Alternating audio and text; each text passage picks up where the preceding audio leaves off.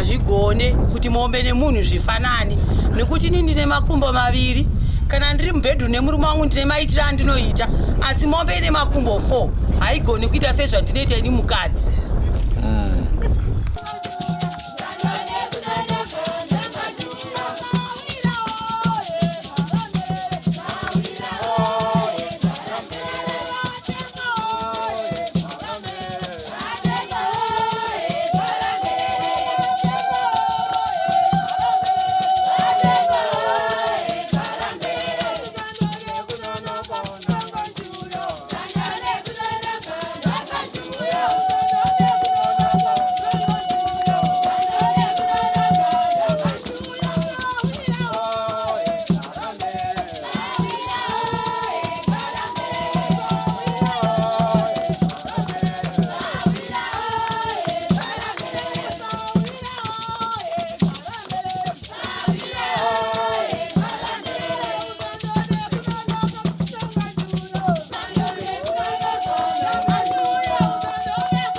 Muri Zimbabwe muri rudadiso nhasi rimwe zuva tadzoka zvakare nzvimbo yeMount Darwin.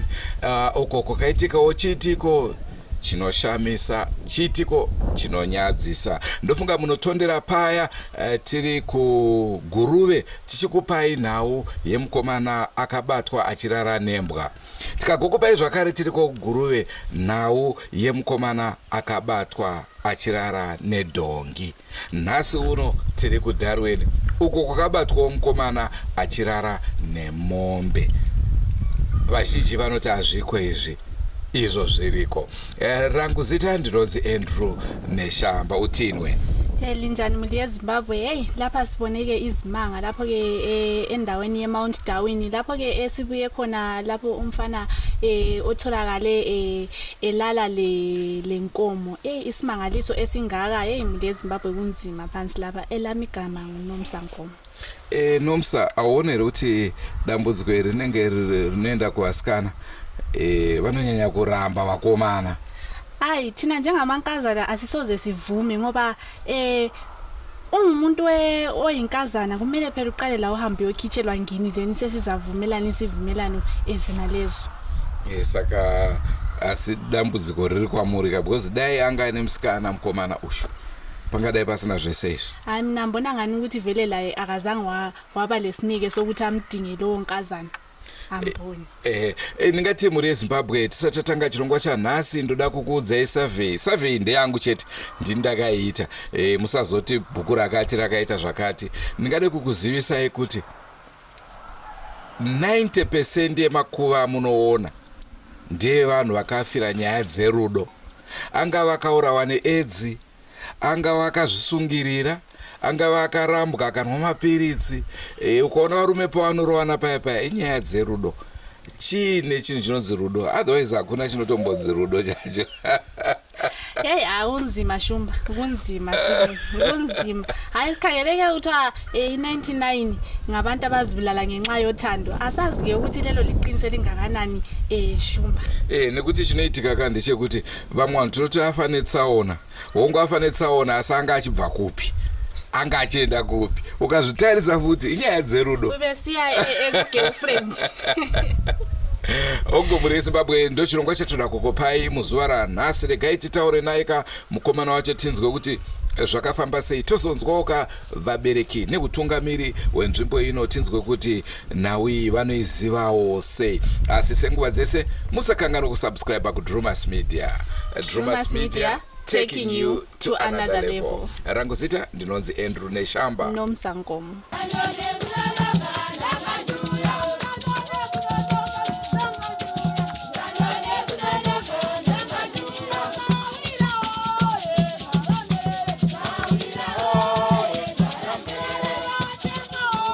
Nonzi Everson Charama.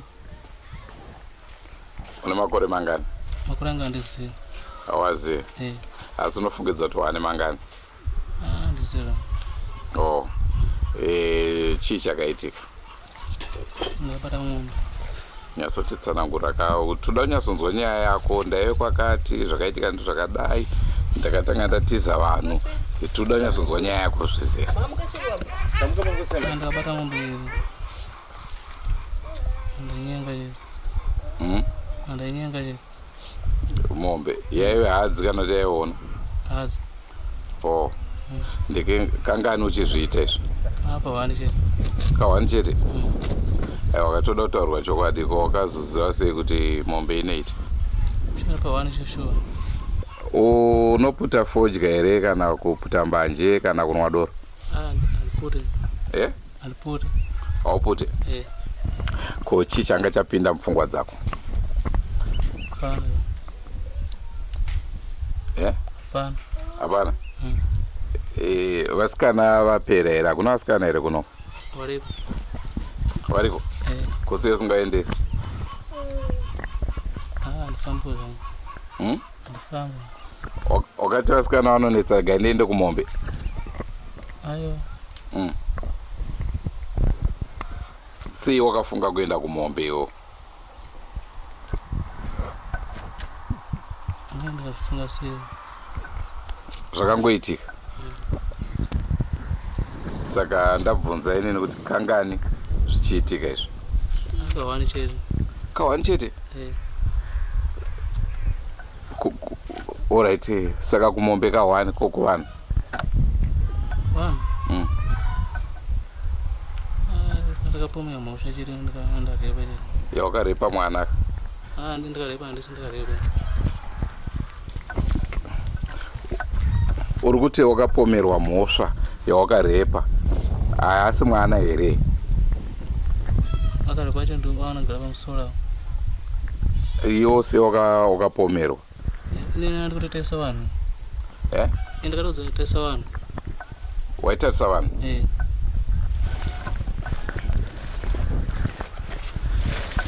Pane zvandisiri kunzwisisa. Iwo waitarisa vanhu iye achirepa? Iwo hauna kurepa? Handina. Saka ari kupi mukomana wacho? Ari pamba kwamukaradzi. Ari kuna mukaradzi? Ko iwo waibatsire chii munhu achiita zvinhu zvakashata kudaro?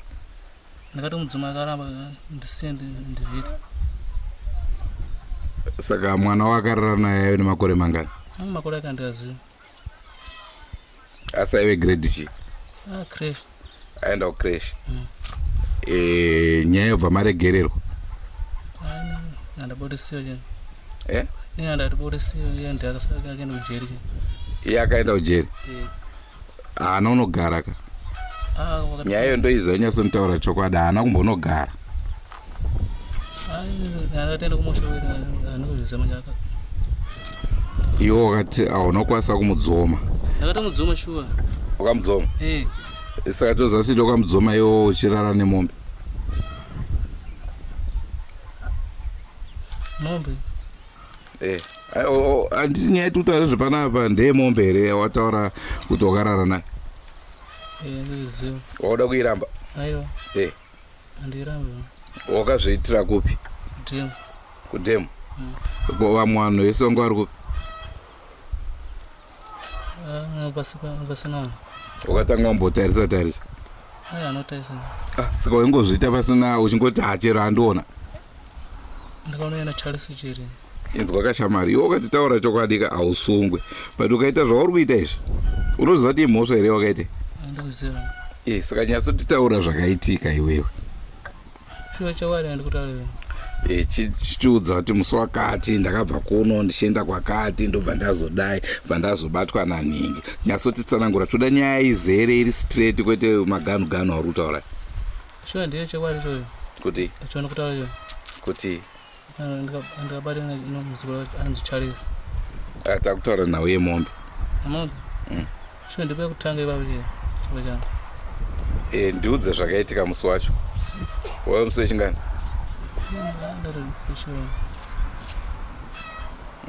Zvidhibha. Wadhibha? Asi chii wakabva kuno uchitori kuenda kupiwo? Ndinotsvaka mombe. Unotsvaka mombe? Ndobva wadziwana? Mombe idzi dzawakadaro ndedzepano here kana si dzepano? Dzepano. Ndedzepano? Ndodzawakarepa? Saka uri mukwasha wepano? Aiwa.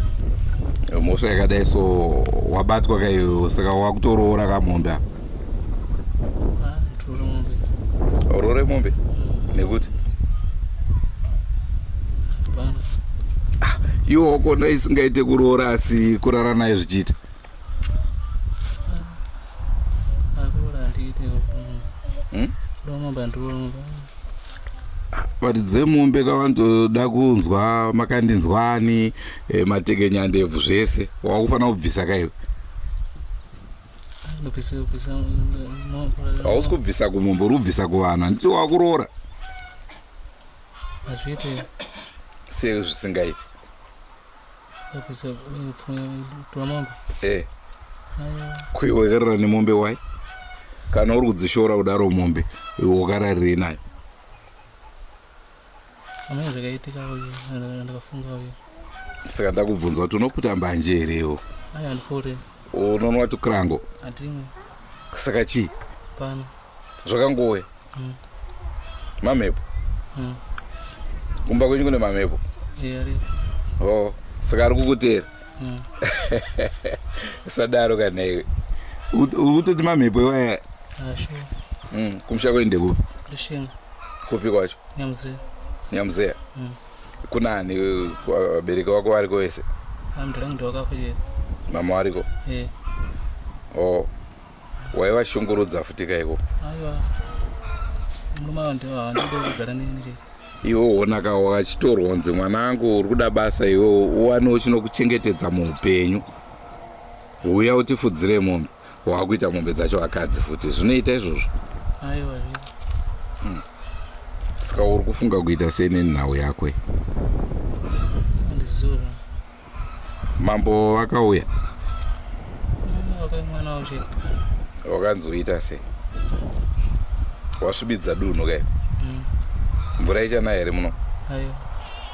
Saka kusanaya kwese kwainosiita uku ndiwe kaiwe? Aiwa. Sei uri kuramba? Andizi. Sei uri kuramba? Pava ndiwo kutanga wacho. Tinoziva sei ndike kutanga? Sure. Apo pakarepwa mwana ndiwo ungori gadhi? Ine ndakadzonitasa vanhu chere. Wadzitasa vanhu? Ukagovatarisa? Saka akazobatwa sei? Ndaudza munzenzi kumanhuna. Isibadhi yacho ipapa nati kutsvaga mombe. Atata mundau iyo hatona. Ndamunzenzi kumanhuna. Ataenda kumanhuna atamamiseko. Ndarowa. Makaroerwe? Mabata mwana wangu. Saka iwo wairoerwe chii kana wati iwo hauna mhosva panyaya iyi? Amene andizviziva maiwa. Hautozive mhosva yako? Waingori gadhi chete asina mhosva? Gadhi anogadha mbavha asi mbavha? Mbavha. Saka uri kuramba here kuti wakarepa? Aine shuwa hana kurepa shuwa. Unoiramba kumapurisa nyaya uri taure? Timutsurudze? Aiwa. Hausi kuda kuti imutsurudze? Saka une mhosva kauri kubvuma kaune mhosva? Kana wewe usina mhosva tati toimutsurudza katonyasonzwa kuti mapurisa anokusiya here? Andisiye kana andisunga. Anokusunga? Saka une mhosva? Iwo ungangotanga kungogadha hauna wakamborepawo futi iwewe? Shuwa ndina. Tinoziva sei? Nekuti hauna kubatwa chete? Apa wabatwa ka? Inoise. Dai wangosina kubatwa kumombe tazokuti wakarepa mombe waibvuma? Inini? Shuwa changu ndobvuma shuwa. Chokwadi chako unobvuma? Saka chitiudza ka chokwadi chako chese. Mutai chokwadi chiwe? Ndodza ndipa pakutanga. Nepakugadha pechipiri? Ko pechitatu? Pachitatu ndipapo chete. Saka mombe yaive sei yangofanana nemunhu? Aiwa. Zvakasiyana chii? Hazvina kusiyana shuwa. Hazvina kusiyana?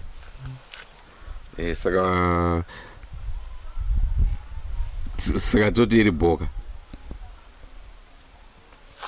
Hazvisi bhoka. Hachisiri bhochi apa? Ndakatadza. Sei uri kuti wakatadza? Ini ndakutoona iwo wataura kuti mombe itori bho kuita kunge munhu. Saka ndati neniwo ndakutoidawo mombe unondirambidzira? Murambidzira. Mandirambidziwe? Toenda katese? achifudza mombe mazana achifudza mombe zayo kana ndichifudza mombe zacho ayi mapana mushande iwa uchafudzi wakamiswa kumombe saka dzabviswa here mombe mudunhu muno handiti wakazvitira kusango saka uchatadza futi kuenda kusango nekuti pane mumwe mufudzi mubatsira kutsvaga mombe zacho nombatsira kutsvaga yanenge achigadha iwo aiwa ndakazvita nditsura saka uda nditaura herewo kuti mumba mukanzi mabiwa shuga yobiwa mubedroom yonzi ngaichibva kubedroom iende kukicheni haichabiwe inobiwa kachete saka ucharamba uchibaka iwe aiwa ndibe ini ndati ndiri kudawo mombe toenda tese kumombe wati dziri bhoo iwo unondisungira mombe yacho achikwanisa saka ndeda kungozwa hangu kuti iwewe uri kuti wakatadza sei wazoziva kuti wakatadza nekuti dzimwe nguva wangu usingatoziva kuti kutadza ai mhepo anadzapindira kuti ukaenda mumaprofita here kana kung'anga dzakakudza kuti imhepo anoziva unoziva kuti imhepo saka padzichakubata futi mhepo uchaitei futi achaita ukabva kumombe wakuenda ku hapana achaita futi pane mbwa here pana hapana kana mbudzi mbudzi riripo iripo ngani 2 hadzi hadzi dza next era aiwa saka musikana wako ari kupi ndina musikana ungatogara usina musikana iwe shuwa zvikobuda ndinashova musikana ausuda kuroorawo mira kuroora andimhanya kuroora zvanga nekuti ka uri bho aiwa ungamhanyire chii kuroora vakadzi vanonetsa wanetsa kupfimba wanetsa kukonza mombe hadzinetse kungoita kunge uri kuda kukama mukaka zviri saka kune vechidiki vamwe vari kukura ndezvipi zvauda kuvaudzawo pamusoro pezvawakaita ndotaura zvandakaita aiwaka uri kuvakurudzira here vamwe vechidiki kana kuti hauvakurudziri ndikurudzire sei nyatsotaura kuti vechidiki shoko renyu randinaro nderakati woudzidzisawo vamwe vanoda kuzoita zvawakaita izvo vazive kuti hazviitwe andivadzidzise izvozvo andidzidzise izvozvo wavadzidzise izvozvo asi hausi kundinzwisa vandokutaura ndati kuri kunzi wabvunzwa iwewe handiti kuti zvawakaita iwewe izvi zvakanaka here kana kuti zvakaipa vamwe vechidiki vashedzwa kunzi vaudzewo unoti chii kwavari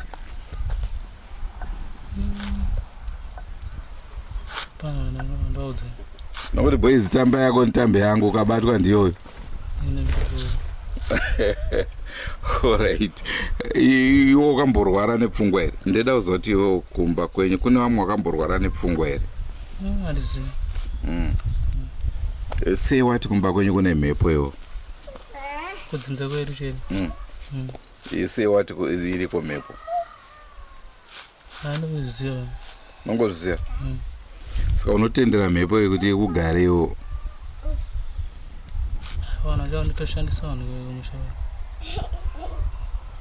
sei uchiti uri kushandiswa ndotozviziva waka ndoda kuti unyatsotitsanangura zviri tangible kuti kumba kwedu isusuka kune mhepo sei uchiti kune mhepo ubva utaura kwakaitika zvakati toziva kuti hazvichokwadi mhepo yange yakubata aripo vana akaromba kumusha vana akaromba ukaziva sei kuti akaromba ndakazviona wakazviona sei akatenga ane mota dzakawanda saka munhu akatenga mota dzakawanda aromba sei uchiti haafanira kutenga mota dzakawanda ndikakwaka kuromba vacha hadzisidzo mhepo dzacho dziri kukubata kuti uzoti akaromba handizvozvo imhepo dziri kubata kuti umuti akaromba yasina Ai akatoromba munhu. Nekusei uchiti akaromba? Ndakazviona. Wakuda kuti iwo kubata kwako mombe kunogoti imhepo, wakuda kupomera munhu ari kumusha? Chowarika ndikudze. Ndiye akatumira zvinhu zvake kuti zvipinde musoro mako. Zviri kuti unzwe kuda mombe. Pakanaka waitako.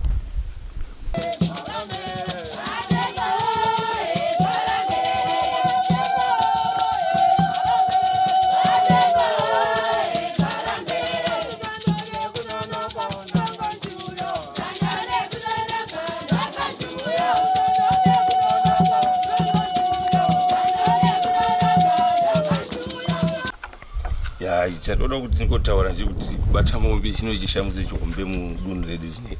Taingozvinzwawo mumaareas kuti kwazodai zvino ikwezvo zvakazoiwa medu munomu, saka chindori chishamisa chikurusa. Asi tichitarisa kune vechidiki ndezvipi zvidzidzo zvamungati vanofanira kuwana kubva muchiitiko chakadai? Yes, kwana vedu chidiki vari kukura varifanira kuzvidzidza kuti izvi hazviitwe. Of course, zvakangoitwa kuti makatarisa mukomana uyu pfungwa dzake chaidzo is not all that 100% correct, but vadiki vese vari kukura tinongoti aiwa hazvibvumirwe imhosva.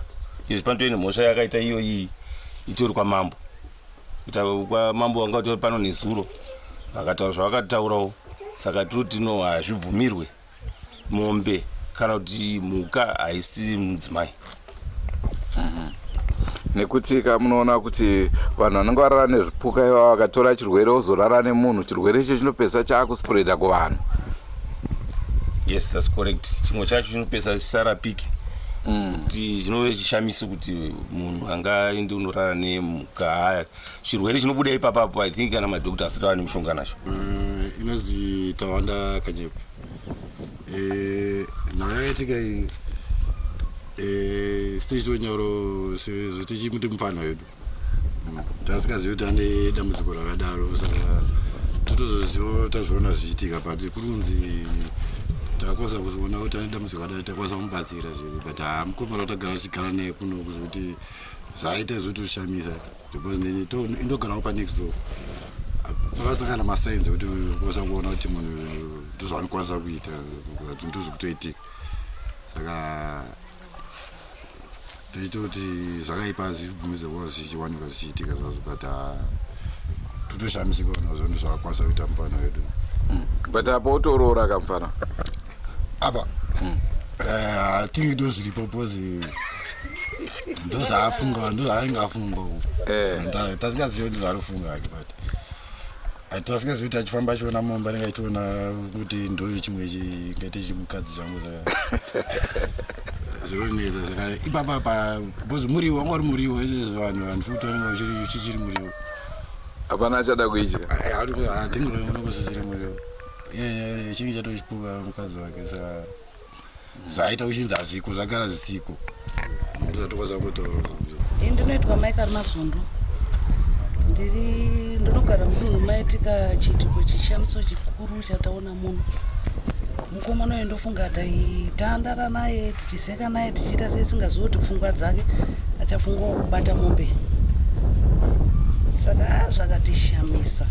Saka ndoda kudzidzisa wechidiki apa kuti mangwana ngavasateedzere zvakaitwa nemukomana uyu, ngavatsvage vasikana vekuti waroora mombe haisi mukadzi. Asi manzwa mashoko abuda ekuti vanhu nemombe semufanana, kutaura kwekuti munhu wacho njere dzake hadzina kunyatsoti, nekuti munhu akakwana haabate mombe, pfungwa dzake komana iye nekuti tinoona kwatinofamba kwakasiyana siyana, mombe dziri kubatwa, madhonga ari kubatwa, vanhu vese havapengi iwawo. Sei muroda kuti uyu anopenga? Uyu takangofungawo kuti sezvo pfungwa dzakewo pemwe akangofungawo kuti mombe uku kunenge kutaura kwekutya uku kwaanga achiita mukomana uyu, asi handizvikurudzira angu hazvina kunaka, zvakashata zvaakaita. Makadi enyu muri yeZimbabwe ndoitwa Michael Mazondo. Mukomana uyu takagara naye ndofunga tane 3 months tinaye pamusha panapa. asi nemagariro nemaitiro ake taitongoona kuti munhu anongoita zvinhu asi pfungwa dzake chaidzo hadzisi 100%.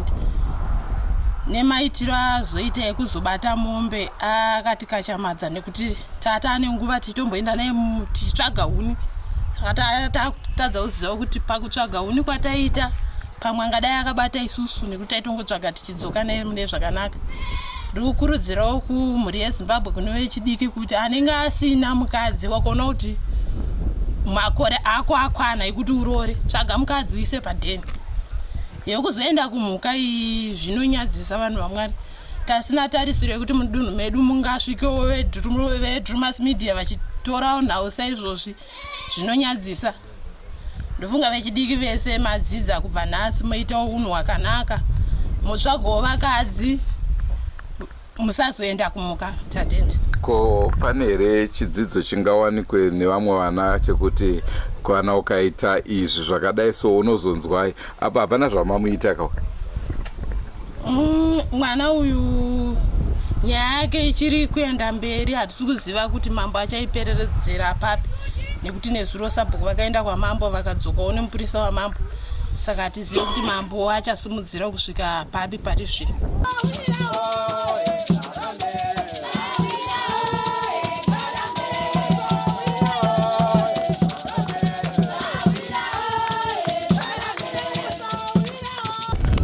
Ini ndinonzi Francis Karimazondo, ndichiriva sabhuku Karimazondo. Munzvimbo mangu muno makaitika chiitiko chemukomana anonzi Everson Charamba.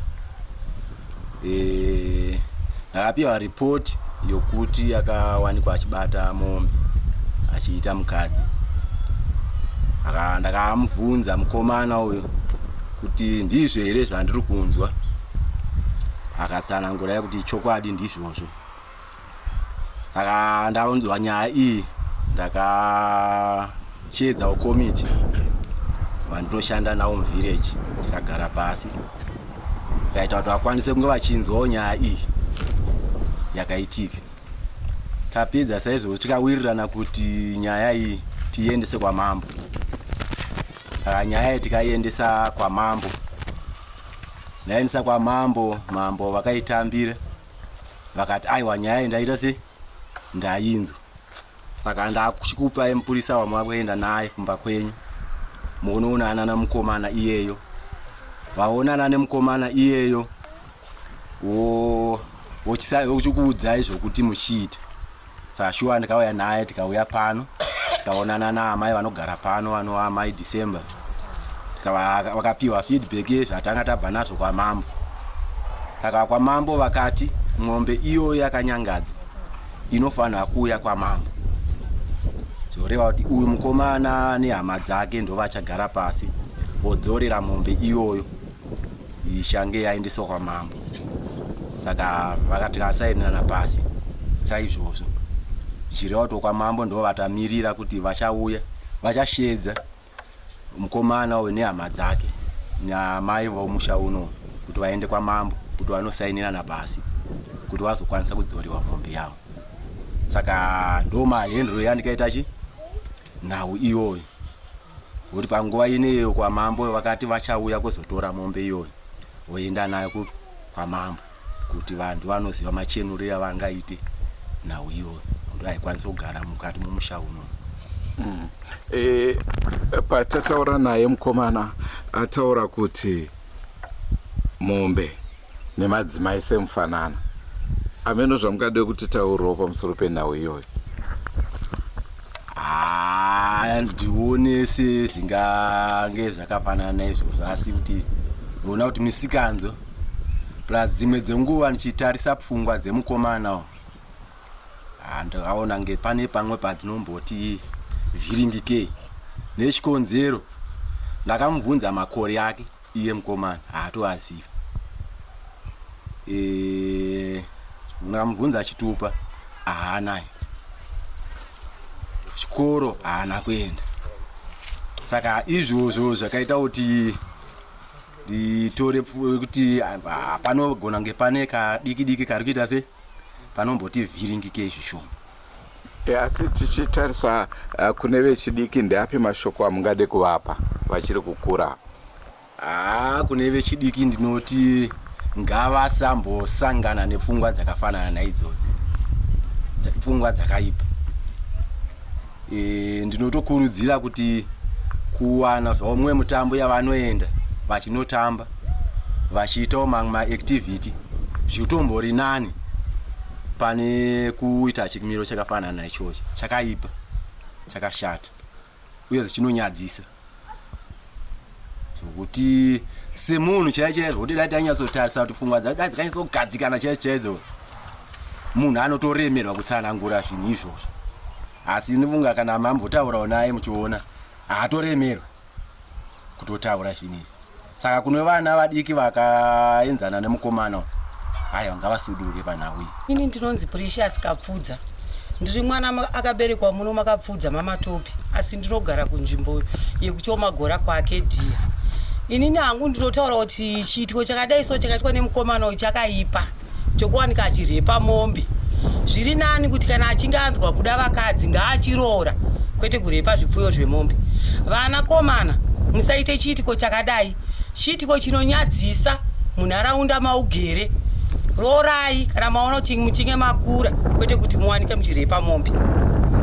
Hanzi madzimai nemombe semufanana, muri semuWhatsApp group munoti kudi? Hazvigone kuti mombe nemunhu zvifanani, nekuti ini ndine makumbo maviri. Kana ndiri mubhedhu nemurume wangu ndine maitiro andinoita, asi mombe ine makumbo 4 haigoni kuita sezvandinoita ini mukadzi. Ini ndonzi Primrose Kapfudza, ndichizvarwa chemuno mamatopi. Kukura kwedu kwese hatisati tambozvinzwa zvinombobvira zvakaitika, zvokuti kana musi wandakasvikawo ndichiwana mukomana uyu akabata achinzi ndo zvaakaita, ndakatoshamisikawo nazvo.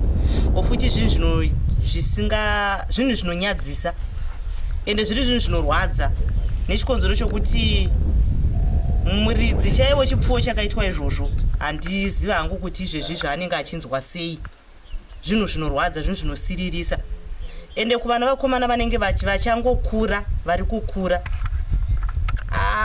ndinokurudzira hangu kuti dai matsvaga Mwari, manamata, vatinzwira tsitsi, tisazopfekwa, vasazopfekwa nepfungwa dzakafanana idzodzo. Meno zvamungade kutitaurira sezvo murimi muri kuchengeta mwana uyu? Ndotenda, ndinonzi Amai Harrison, ndini muridzi pano. Inini pakugara kwandaita nomwana uyu ndaingoona kuti izvo ndinomutuma pamwe anoteerera, izvo ndinomutuma pamwe anoiginowa. Zvino ndabva ndatarisa ndikati pfungwa dzomwana dziri raiti here. Ndangoti kana ndikamudzuma izvi kuenda kumvura achirega kuenda, ita izvi achirega, ndaingoti ini ndakungoda kungotarisira zvipfuyo zvese zvokusateerera zvomusika, zvokuti ndikamuudza achirega kuita izvo ndamuudza ndati pfungwa dzacho dzimwe handisi kudziona muno zvakanaka. Saka inini atondinyadziisa iye zviripo ndiri pano ndiri kuita kunge ndisina kupfeka. Nokuungana kwakaita vanhu pano ndanyara zvisingaiti, hamene kuti ndinopinda ndiri papi. Ndokuti kugara kwandaita munomu ndagara zvakanyanya, handisati ndasangana nozvipi noizvi. Kunyange iyo ndichazotorawo wachigara pano ngaonewo kwandiremekedzawo ndigowa munhu anooneka. Zvisiri izvi zvaoneka nhasi, ndokuti kana ndeiwana wangu akazvinzwa hamene kuti anomira papi. Indoitwa Petronella Kapfudza, ndakaberekerwa muno munzvimbo mamatopi. Ini ndogara kumvuma, ndokwandinogara. Kwedu hakuna chiitiko chakadai, ende tinenge tichiti chimina, zvinhu zvisingakurudzirwe kunge zvichiitwa munzvimbo, ende hazvitotenderwe. Ende handifunga kuti zvinoitwa nemunhu ari normal zvinhu zvakaita seizvozvi. Munhu ane pfungwa chaidzo 5 kuti angaite zvinhu zvakaita seizvozvi zvinotorema chaiko. Saka ikurudziro yekuti nguva zhinji kana munzvimbo muine vana vechidiki ngavadzidziswe kugara vachiita mabasa ekuti vanogara vari bhizi, vasafunge pfungwa dzemisikanzwa dzakaita seizvozvo, ende vatsvagirwe zvinhu zvokuita zvokuti nguva zhinji kana kuti infect kana vairi kunzvimbo dzakaita seidzodzo dzokuti vasafambe vari 1-1, vakurudzirane kuti vasaite musikanzwa, vakurudzirane kunamata, vakurudzirane zvinhu mishando yemaoko especially zvokuti zvinhu vangogara vari ngori bhisi zvinhu zvinokurudzirwa munzvimbo. Saka zvinhu zvandinongodawo kutaura chete, handina zvimwe zvakawanda. Inini ndonzi Patson Kapfudza. Ndakakurira kwaMatope kuno. But so far ndakatongouyawo ndichibva kwandogara. Ndichisvika ndichinzwa this is an incest. Hatitozvitarisire mukurarama kwedu. Pakuona kwangu inini nekurudziro yangu kune vakomana vane zera rangu rinori, ndinoti ngatitsvakei Mwari, nekuti this is not normal kuti munhu anoona mhuka semukadzi, nekuti Mwari pakutisika vakatotisiyanisa nemhuka. Saka ndinoti ngatitsvagei Mwari zvakanyanyisa, nekuti ukaona munhu achirerukirwa nekusangana nemhuka saizvozvi, what more akaona munhu anokwanisa kungokomita kana rape. Saka ndiri kuti ngatitsvagei Mwari. Chiitwe chinorwadza sesisisu varidzi vezvipfuyo. Ndinoti chinondirwadza nekuda kwekuti iwoyo mazuva yaitika zvaitika izvi ndikaa nditori bhizi kudanga kwangu kurapa mombe dzaiita mhuru dzaiita tsvinaendoyo. Ndozonzwa kuti ndo chiitiko chaitwa nomukomana uyu. Mhuru dzaiita tsvinaene ropa. Saka zvakandibata. Ndochidzokazve kuvana vedu vari munhu. Dambudziko havasi kutsvaka Mwari. Vari kuwanza kunwa zvinodhaka. Tikatarira kupfungwa dzemukomana iyeyi, hatingati zvinoitwa nemunhu ari normal. Panogona kunge pakasenza madrugs. Of course, nokunzwa anogona kutya kutaura kuti ndinobata madrug, but hazviitwe nemunhu ari normal. That's fair up now. Ni zvatanga tatambozvinzwa munhu tongonzwa chingonzi zvaitika kwakati, ndikanzwa ekuguruve, ndikanzwa ekupi, ndongonzwa dzakawanda, but muno masa zvaitika, but zvino zvatibata. Manzwa mukomana ataura hanzi imhepo, ndanga ndabatwa nemamhepo. Asi nyangwe zvazvo ati akabatwa nemamhepo, acknowledge kuti mombe nemunhu semufanana. Mina shumba umbuzo wami lapha ukuthi yena wazi njani ukuthi umuntu lenkomo kuyafana, ngoba like lambuza udaba lolana ke lokuthi nguye yini owabamba umntwana lwana mnyaka lwana ukuthiwa wambamba yena wayala, kodwa khangathi yena umehlo wakho niyawazi kodwa emthi kalankaza neso khona lapha kulombuzo wami sho. Ya zvinonetsa kuti izozwa kuti comparison yaita achishandisa achibhesa pachi achitaura kuti aite zvechi zvevasikana. Hey, ana musikana ana kurepa mwana uya taurwa uya aingori gadhi chete, asi apa yakwazi hayi kuthi ukuthi ke nxa kuyimimoya leyayichoyo, hayi kusho ukuthi yakhe imimoya ke leyo iphambili sibili ifuna ukuthi ancediswe. Ndofunga paya akataka kupromisa imhuri yeZimbabwe kuti tiri kukuunzirai nhau iri kuitika kuMount Darwin yevanhu vari kupera kufa nemango. Saka mangwana ka aiwa ndo chirongwa chatinenge tichikupai munyatsozwa kuti mango dziri kuuraya sei vanhu. Imengo sezibulela abantu endaweni eMount Darwin. Hey, ngesishona ukuthi chi Mount Darwin kuvura hombe. Yeah, iri kuvura hombe. Andrew Neshamba ndiro zita rangu. Igama nguNomsangoma. Ngatsangadei mune zvimwe zvirongwa asi musakangana kusubscribe kuDrumas Media. Drumas Media, taking you to another level. Goodbye my friends. Goodbye my friends. Wakamboonana tichazoonana nerimwe zuva hama dzangu. Goodbye my friends. Goodbye my friends. Wakamboonana tichazoonana nerimwe zuva hama dzangu. ini ndokwenda kubasa kwangu. Iwe makiwe mkaranga,